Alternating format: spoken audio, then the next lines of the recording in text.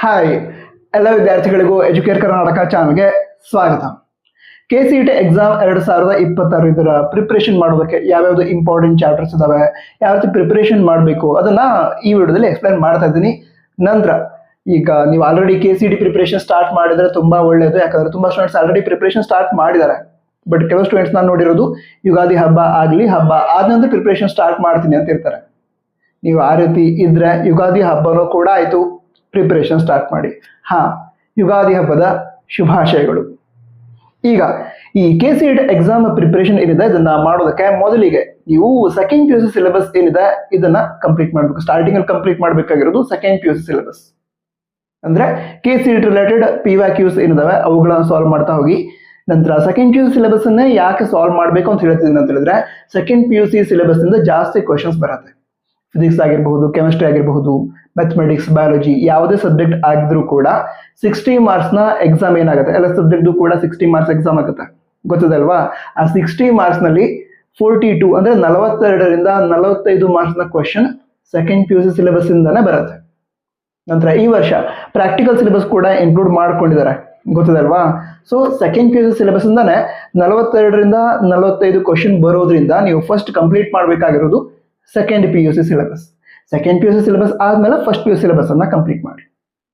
ನಂತರ ಈಗ ನೀವು ಯಾವ ಕೋರ್ಸ್ ಅನ್ನ ಮಾಡಬೇಕು ಅಂತಿದ್ದೀರಾ, ಆ ಕೋರ್ಸ್ ಯಾವುದು ಅದರ ಆಧಾರದ ಮೇಲೆ, ಹಾಗೆ ಆ ಕೋರ್ಸ್ ನ ರ್ಯಾಂಕ್ ಅನ್ನು ಅನೌನ್ಸ್ ಮಾಡೋದಕ್ಕೆ ಕರ್ನಾಟಕ ಎಕ್ಸಾಮಿನೇಷನ್ಸ್ ಅಥಾರಿಟಿ ಅವರು ಯಾವ್ಯಾವ ಸಬ್ಜೆಕ್ಟ್ ನ ಮಾರ್ಕ್ಸ್ ಅನ್ನ ಕನ್ಸಿಡರ್ ಮಾಡ್ತಾರೆ ಅವಷ್ಟೇ ಎಕ್ಸಾಮ್ ಬರೆದ್ರೆ ಸಾಕಾಗತ್ತೆ. ಈಗ ನೀವು ಎಂಜಿನಿಯರಿಂಗ್ ಅಷ್ಟೇ ಮಾಡಬೇಕು ಅಂತಿದ್ದೀನಿ, ಬೇರೆ ಯಾವ ಕೋರ್ಸ್ ಕೂಡ ನನಗೆ ಇಷ್ಟ ಇಲ್ಲ, ಆ ರೀತಿ ಇದ್ದಾಗ ನೀವು ಫಿಸಿಕ್ಸ್, ಕೆಮಿಸ್ಟ್ರಿ, ಮ್ಯಾಥಮೆಟಿಕ್ಸ್ ಮೂರೇ ಎಕ್ಸಾಮ್ ಬರೆದ್ರೆ ಸಾಕಾಗತ್ತೆ. ಹಾಗೆ ಆ ಮೂರೇ ಎಕ್ಸಾಮ್ಗೋಸ್ಕರ ಪ್ರಿಪ್ರೇಷನ್ ಮಾಡಿದ್ರೆ ಸಾಕಾಗತ್ತೆ. ನೀವೀಗ ಅದೇ ಎಂಜಿನಿಯರಿಂಗೇ ಮಾಡಬೇಕು ಅಂತ ಹೇಳಿದಾಗ ನೀವು ಅಕಸ್ಮಾತ್ ಬಯಾಲಜಿ ಪ್ರಿಪ್ರೇಷನ್ ಮಾಡ್ತೀರಾ ಅಂತ ಹೇಳಿದ್ರೆ ಏನು ಯೂಸ್ ಇಲ್ಲ. ನೀವು ಬಯಾಲಜಿ ಎಕ್ಸಾಮ್ ಬರೆದ್ರೂ ಕೂಡ ಎಂಜಿನಿಯರಿಂಗ್ ರ್ಯಾಂಕಿಂಗ್ ಕನ್ಸಿಡರ್ ಮಾಡೋದು PCM ಮಾರ್ಕ್ಸ್ ಅಷ್ಟೇ. ನೀವು ಬಯಾಲಜಿ ಎಕ್ಸಾಮ್ ಬರೆದ್ರೂ ಕೂಡ ಅದರಿಂದ ಏನು ಯೂಸ್ ಆಗಲ್ಲ. ಸೊ ಎಂಜಿನಿಯರಿಂಗ್ ಮಾಡಬೇಕು ಅಂತ ಹೇಳಿದ್ರೆ PCM ಮೂರೇ ಸಬ್ಜೆಕ್ಟ್ ನ ಎಕ್ಸಾಮ್ ಪ್ರಿಪ್ರೇಷನ್ ಮಾಡಿ ಎಕ್ಸಾಮ್ ಬರೆದ್ರೆ ಸಾಕು. ಅದೇ ರೀತಿ ನೀವೀಗ ನರ್ಸಿಂಗ್ ಮಾಡಬೇಕು ಅಂತಿದ್ರೆ ಅಥವಾ ವೆಟರ್ನರಿ ಕೋರ್ಸ್ ಮಾಡಬೇಕು ಅಂತ ಹೇಳಿದ್ರೆ ನೀವೇನ್ ಮಾಡ್ಬೇಕಾಗತ್ತೆ, ಫಿಸಿಕ್ಸ್, ಕೆಮಿಸ್ಟ್ರಿ, ಬಯಾಲಜಿ ಮೂರೇ ಎಕ್ಸಾಮ್ ಬರೆದ್ರೆ ಸಾಕು. ಕೇವಲ ನರ್ಸಿಂಗ್ ಅಥವಾ ವೆಟರ್ನರಿ ಇದಷ್ಟೇ ಟಾರ್ಗೆಟ್ ಇದ್ರೆ. ನಂತರ BSc ಅಗ್ರಿಕಲ್ಚರ್ ಕೋರ್ಸ್ ಏನಿದೆ ಅದಕ್ಕೆ PCMB 4 ಎಕ್ಸಾಮ್ ಬರೀಬೇಕಾಗತ್ತೆ.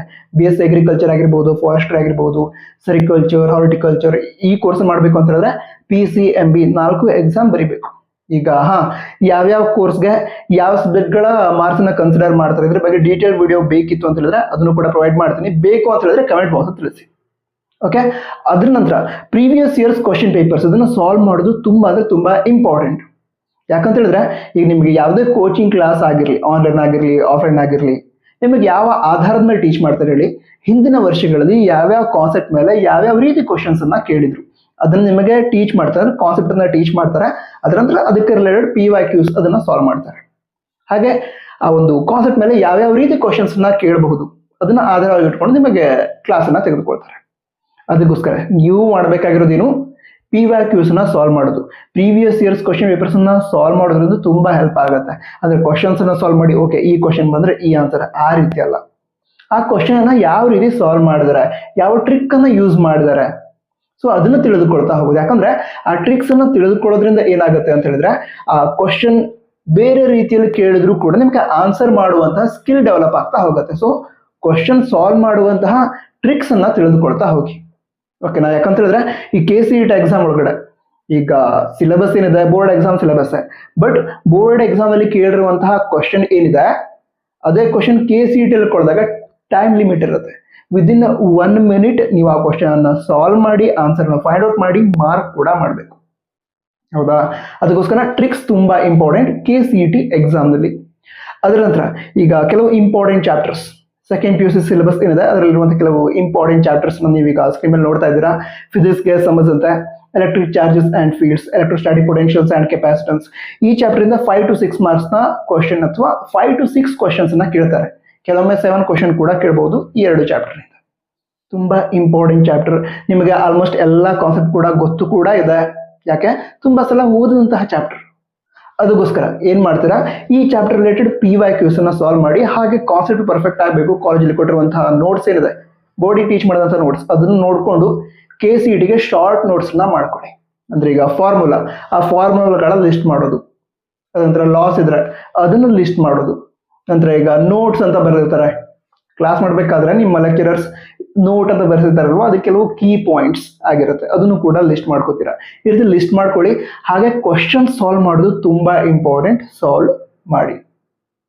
ನಂತರ current electricity, magnetism and matter, ನಂತರ ಎಲೆಕ್ಟ್ರೋಮ್ಯಾಗ್ನೆಟಿಕ್ ಇಂಡಕ್ಷನ್, ಈ ಚಾಪ್ಟರ್ ಇಂದ 7 to 8 ಮಾರ್ಕ್ಸ್ ನ ಕ್ವಶನ್ಸ್ ಕೇಳಿರ್ತಾರೆ, ಅಥವಾ 7 to 8 ಕ್ವಶನ್ಸ್ ಕೇಳಿರ್ತಾರೆ, ಅದನ್ನು ಕೂಡ ಪರ್ಫೆಕ್ಟ್ ಮಾಡ್ಕೋಬೇಕು.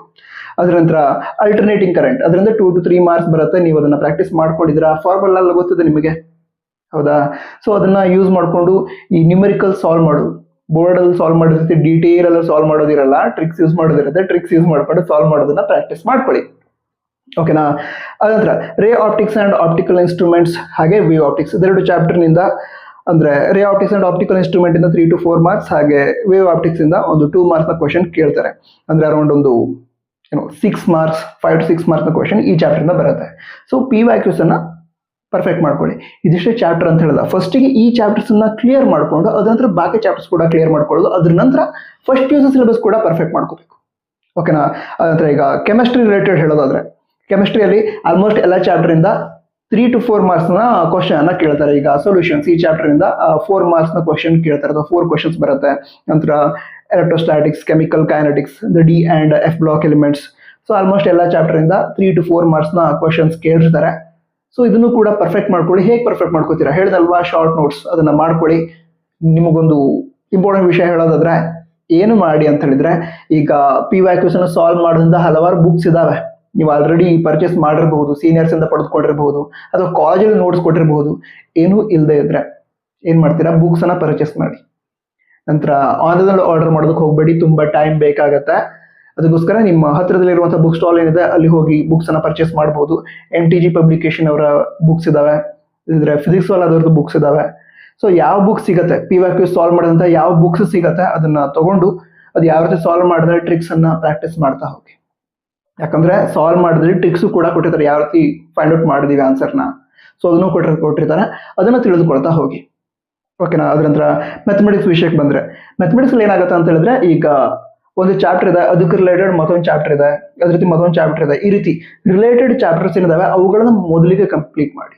ಈಗ ಸ್ಕ್ರೀನ್ ಮೇಲೆ ನೋಡ್ತಾ ಇದ್ದೀರಾ, ಸೊ ಇವುಗಳನ್ನ ಮೊದಲಿಗೆ ಒಂದರ ನಂತರ ಒಂದು ಕಂಪ್ಲೀಟ್ ಮಾಡ್ತಾ ಹೋಗಿ. ಯಾವುದು continuity and differentiability, applications of derivatives, integrals, ನಂತರ ಅಪ್ಲಿಕೇಶನ್ ಆಫ್ ಇಂಟಿಗ್ರಲ್ಸ್. ಸೊ ಈ ರೀತಿ ಈಕ್ವೇಶನ್ಸ್ ಅನ್ನ ಅಥವಾ ಈ ರೀತಿ ಫಾರ್ಮುಲಾಗಳನ್ನ ಲಿಸ್ಟ್ ಮಾಡ್ಕೋತೀರಾ, ಕ್ವಶನ್ ಸಾಲ್ವ್ ಮಾಡೋದನ್ನ ಪ್ರಾಕ್ಟೀಸ್ ಮಾಡ್ತಾ ಹೋಗಿ. ಓಕೆ? ಅದಂತರ matrices and determinants related chapter, ಅದರಲ್ಲಿ ಈಗ ಪ್ರಾಪರ್ಟೀಸ್ ಬರುತ್ತೆ, ಸ್ಪೆಷಲ್ ಪ್ರಾಪರ್ಟೀಸ್. ಸೊ ಆ ಪ್ರಾಪರ್ಟೀಸ್ ನ ಇಟ್ಕೊಂಡ್ರೆ ಅದು ಕೂಡ ಎಕ್ಸಾಮ್ ಅಲ್ಲಿ ಹೆಲ್ಪ್ ಆಗುತ್ತೆ. ಮೆಟ್ರಾಸಸ್ ಅಂಡ್ ಡಿಟರ್ಮಿನೆಂಟ್ಸ್ ಇಂಪಾರ್ಟೆಂಟ್ ಇದೆ ನೋಡಿ, ಅಲ್ಲಿ ಈಗ 3 to 4 ಮಾರ್ಕ್ಸ್ ಕ್ವಶನ್ ಕೇಳ್ತಾರೆ ಮೆಟ್ರಾಸ್ ಇಂದ. ಡಿಟರ್ಮಿನೆಂಟ್ಸ್ ಕೂಡ 3 to 4 ಮಾರ್ಕ್ಸ್ ನ ಕ್ವಶನ್ ಬಂದಿರುತ್ತೆ. ಸೊ ಇವುಗಳನ್ನ ಪರ್ಫೆಕ್ಟ್ ಮಾಡ್ಕೊಳ್ತಾ ಹೋಗಿ. ಓಕೆನಾ? ಸೊ ಈಗ ಲಾಸ್ಟ್ ಮೊಮೆಂಟ್ ಅಥವಾ ಇವತ್ತಿನಿಂದ ಲಾಸ್ಟ್ ಮೊಮೆಂಟ್ ಇದೆ, ಯಾಕಂದ್ರೆ 30 to 40 ಡೇಸ್, 40 ಡೇಸ್ ಅಲ್ಲ, 30 days to 33 days ಅಷ್ಟಿದೆ. ಸೊ ಚೆನ್ನಾಗಿ ಪ್ರಿಪರೇಷನ್ ಮಾಡಬೇಕು. ಸೊ ಈ ಲಾಸ್ಟ್ ಮೂಮೆಂಟ್ ಅಲ್ಲಿ ಏನೇನ್ ಮಾಡ್ತಾ ಹೋಗ್ಬೇಕು ಅಂತ ನಿಮ್ಗೆ ಹೇಳೋದಾದ್ರೆ, ಒಂದು ಶಾರ್ಟ್ ಆಗಿ ಹೇಳ್ತಾ ಹೋಗೋದಾದ್ರೆ, ಪ್ರತಿದಿನ 70 to 80 ಕ್ವಶನ್ಸ್ ಅನ್ನ ಸಾಲ್ವ್ ಮಾಡಿ. ಓಕೆನಾ? ಕ್ವಶನ್ಸ್ ಅನ್ನ ಸಾಲ್ವ್ ಮಾಡೋದು, ಓಕೆ ಯಾವ ರೀತಿ ಸಾಲ್ವ್ ಮಾಡೋದು ತಿಳಿದುಕೊಳ್ತಾ ಹೋಗೋದು. ನಂತರ ಯಾವ್ದೊಂದು ಚಾಪ್ಟರ್ ಪ್ರಾಕ್ಟೀಸ್ ಮಾಡಿದೆ ಅಂತ ಹೇಳಿದ್ರೆ, ಆ ಚಾಪ್ಟರ್ ಅಲ್ಲಿ ಯಾವ್ಯಾವ್ದು ಕೀ ಪಾಯಿಂಟ್ಸ್ ಇದೆ ಅದನ್ನ ರಿವೈಸ್ ಮಾಡೋದು, ನಂತರ ಕ್ವಶನ್ಸ್ ಅನ್ನ ಸಾಲ್ವ್ ಮಾಡೋದು, ಈ ರೀತಿ ಮಾಡ್ತಾ ಹೋಗಿ. ಅದ್ರ ನಂತರ ಅದೇ ರಿವೈಸ್ ಫಾರ್ಮುಲಾ ಎವ್ರಿ ಡೇ, ಎಲ್ಲ ಚಾಪ್ಟರ್ ಅಲ್ಲಿ ಇರುವಂತಹ ಫಾರ್ಮುಲಾಗಳನ್ನ ಪ್ರಾಕ್ಟೀಸ್ ಮಾಡ್ತಾ ಹೋಗುದು. ಕೆಮಿಸ್ಟ್ರಿ ಆಗಿದ್ರೆ ನೇಮ್ಡ್ ಇಕ್ವೇಶನ್ಸ್ ಏನಿದಾವೆ, ಆ ಇಕ್ವೇಶನ್ಸ್ ಏನಿದೆ, ಸೊ ಅದನ್ನೆಲ್ಲ ಪ್ರಾಕ್ಟೀಸ್ ಮಾಡ್ತಾ ಹೋಗೋದು. ಹಾಗೆ ಮಾಕ್ ಟೆಸ್ಟ್ ತುಂಬಾ ಇಂಪಾರ್ಟೆಂಟ್. ನೀವು ಯಾವ್ದಾದ್ರು ಕೋರ್ಸ್ ಅನ್ನ ಜಾಯ್ನ್ ಆಗಿದ್ರೆ ಆನ್ಲೈನ್ ಅಥವಾ ಆಫ್ಲೈನ್ ಅವರು ಮಾಕ್ ಟೆಸ್ಟ್ ನಡೆಸ್ತಾರೆ. ಅಕಸ್ಮಾತ್ ಯಾವುದೇ ಒಂದು ಆನ್ಲೈನ್ ಅಥವಾ ಆಫ್ಲೈನ್ ಕೋರ್ಸ್ ಅನ್ನ ಜಾಯ್ನ್ ಆಗೋದಕ್ಕೆ ನಿಮ್ಮ ಹತ್ರ ಆಗಿಲ್ಲ ಅಂತ ಹೇಳಿದ್ರೆ ಏನ್ ಮಾಡ್ತೀರಾ, ಫ್ರೀದಲ್ಲಿ ಅವೈಲೇಬಲ್ ಇರುವಂತಹ ಮಾಕ್ ಟೆಸ್ಟ್ ಅನ್ನ ಅಟೆಂಡ್ ಆಗಿ ಕ್ವಶನ್ಸ್ ಅನ್ನ ಸಾಲ್ವ್ ಮಾಡಿ. ಇದರಿಂದ ಈ ಕ್ವಶನ್ಸ್ ಅನ್ನ ಸಾಲ್ವ್ ಮಾಡುವಂತ ಸ್ಕಿಲ್ಸ್ ಇಂಪ್ರೂವ್ ಆಗ್ತಾ ಹೋಗುತ್ತೆ. ಸೊ ತಪ್ಪದೆ ಈ ಕೆಲಸವನ್ನ ಮಾಡಿ. ಓಕೆ?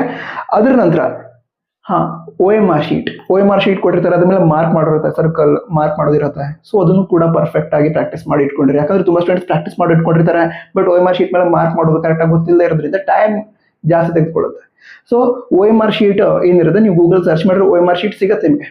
ಆ OMR ಶೀಟ್ ಅನ್ನ ಡೌನ್ಲೋಡ್ ಮಾಡ್ಕೊಂಡು ಅದ್ರ ಸ್ವಲ್ಪ ಪ್ರಿಂಟ್ಔಟ್ ತೆಗೆದುಕೊಂಡ್ರಿ, ಒಂದು 10-15 ಪ್ರಿಂಟ್ಔಟ್ ತೆಗೆದುಕೊಂಡು ಈ ಮಾಕ್ ಟೆಸ್ಟ್ ಅನ್ನ ಅಟೆಂಡ್ ಮಾಡ್ತಿರಲ್ವಾ, ಅಟೆಂಡ್ ಮಾಡ್ತಾ ಅದ್ರ ಮೇಲೆ ಸರ್ಕಲ್ಸ್ ನ ಮಾರ್ಕ್ ಮಾಡೋದು ಪ್ರಾಕ್ಟೀಸ್ ಮಾಡ್ತಾ ಇಟ್ಕೊಂಡ್ರಿ. ಇದರಿಂದ ಸ್ವಲ್ಪ ಟೈಮ್ ಸೇವಿಂಗ್ ಆಗತ್ತೆ ನಿಮಗೆ. ಎಕ್ಸಾಮ್ನಲ್ಲಿ. ನಂತರ ಈಗ ಯಾವುದಾದ್ರು ವಿದ್ಯಾರ್ಥಿಗಳು ಆನ್ಲೈನ್ ಒಳಗಡೆ ನಾನು ನೋಡ್ಬೇಕೀಗ ಫ್ರೀ ಕಾಂಟೆಂಟ್ ಸರ್ಚ್ ಮಾಡ್ತಾ ಇದ್ದೀನಿ ಆ ರೀತಿ ಇದ್ರೆ ಗೆಟ್ ಸಿ ಇ ಟಿ ಗೋ ಅಂತ ಇದು ಯೂಟ್ಯೂಬ್ ಚಾನಲ್ ಕೆ ದವರೇ ಸ್ಟಾರ್ಟ್ ಮಾಡಿದ್ರು ಬಹಳ ಮೊದಲು, ಒಂದು 2 to 3 years ಹಿಂದೆ. ವಿದ್ಯಾರ್ಥಿಗಳಿಗೆ ಕ್ಲಾಸ್ ಅನ್ನು ಪ್ರೊವೈಡ್ ಮಾಡಬೇಕು ಅಂತ. ಅಲ್ಲಿ ಕ್ಲಾಸಸ್ಗಳು ಇದ್ದಾವೆ, ಚೆಕ್ ಮಾಡ್ಕೊಳ್ಳಿ. ಅದ ನಂತರ ಸ್ಕಂದ ಪ್ರಸಾದ್ ಅಂತ ಒಂದು ಚಾನಲ್ ಇದೆ, ಅಲ್ಲಿ ಕೂಡ ಫ್ರೀ ಕಾಂಟೆಂಟ್ಸ್ ಅವೈಲೇಬಲ್ ಇದಾವೆ. PCM ಕ್ಲಾಸ್ಗಳು ಅವೈಲೇಬಲ್ ಇದಾವೆ, ಅದನ್ನು ಕೂಡ ಯೂಸ್ ಮಾಡ್ಕೊಳ್ಳಿ. ಹಾಗೆ ಪರಿವರ್ತನ್ ಫಿಸಿಕ್ಸ್ ಅಂತ ಒಂದು ಚಾನಲ್ ಇದೆ, ಅಲ್ಲೂ ಕೂಡ ಹಲವಾರು ಫ್ರೀ ಕ್ಲಾಸಸ್ ಅವೈಲೇಬಲ್ ಇದಾವೆ ಫಿಸಿಕ್ಸ್ದು. ನಂತರ ಮ್ಯಾಥಮೆಟಿಕ್ಸ್ ಫ್ರೀ ಕ್ಲಾಸಸ್ ನಿಮಗೆ ASPN ಕ್ಲಾಸಸ್ ಅಂತ ಇದೆ, ಅವರು ಮ್ಯಾಥಮೆಟಿಕ್ಸ್ ಕ್ಲಾಸ್ ಅನ್ನು ತೆಗೆದುಕೊಳ್ತಾ ಇದ್ದಾರೆ. ಆಲ್ರೆಡಿ ಹಲವಾರು ವಿಡಿಯೋಸ್ ಇದಾವೆ, ಅವರು ಲೈವ್ ಕ್ಲಾಸ್ ಕೂಡ ನಡೆಸ್ತಾ ಇದ್ದಾರೆ. ಸೊ ಚೆಕ್ ಮಾಡಿ. ನಂತರ ಮತ್ತು ಕೂಡ ಹಲವಾರು ಚಾನಲ್ ಇದಾವೆ, ಅವುಗಳಲ್ಲಿ ಏನಾಗುತ್ತೆ ಅಂತ ಹೇಳಿದ್ರೆ ಕಂಪ್ಲೀಟ್ ಆಗಿ ಫ್ರೀ ಕೋರ್ಸಸ್ ಇಲ್ಲ, ಅಂದ್ರೆ ಅವರು ಪೇಡ್ ಕೋರ್ಸಸ್ ಮಾಡ್ತಾ ಇದ್ದಾರೆ. ಬಟ್ ಅವ್ರದ್ರಲ್ಲೂ ಕೂಡ ಹಲವಾರು ಇಂಪಾರ್ಟೆಂಟ್ ಚಾಪ್ಟರ್ಸ್ ಗಳನ್ನ ಅವರು ಟೀಚ್ ಮಾಡಿದ್ದಾರೆ. ಸೊ ಅವುಗಳನ್ನು ಕೂಡ ಯೂಸ್ ಮಾಡ್ಕೊಳ್ಳಿ. ಅಂದ್ರೆ ಇವಿಷ್ಟು ಫ್ರೀದಲ್ಲಿ ಅವೈಲೇಬಲ್ ಇರುವಂತಹ ಕಾಂಟೆಂಟ್ಸ್. ಸೊ ಮತ್ತೇನೋ ಡೌಟ್ ಇದೆಯಾ, ಮತ್ತೇನೋ ಇನ್ಫಾರ್ಮೇಶನ್ ಬೇಕಿತ್ತು ಅಂತ ಹೇಳಿದ್ರೆ ಕಮೆಂಟ್ ಬಾಕ್ಸ್ ತಿಳಿಸಿ. ಸಿಗೋಣ ಒಂದು ವಿಡಿಯೋದಲ್ಲಿ. ಸಬ್ಸ್ಕ್ರೈಬ್ ಕೂಡ ಮಾಡಿ. ನಮ್ಮ ವಾಟ್ಸ್ಆಪ್ ಚಾನಲ್ ಇದೆ, ಜಾಯ್ನ್ ಆಗಿರೋ ತಪ್ಪದೆ ಜಾಯ್ನ್ ಆಗಿ. ಜಾಯ್ನ್ ಆಗೋ ಲಿಂಕ್ ಡಿಸ್ಕ್ರಿಪ್ಷನ್ ಇರುತ್ತೆ, ಟಾಪ್ ಇರುತ್ತೆ, ಒಂದ್ಸಲ ಕ್ಲಿಕ್ ಮಾಡಿದ್ರೆ ಜಾಯ್ನ್ ಆಗ್ಬಿಡ್ತೀರಾ. ಸಿಗೋಣ ಆಗಿದ್ರೆ. All the best. ಜೈ ಹಿಂದ್, ವಂದೇ ಮಾತರಂ.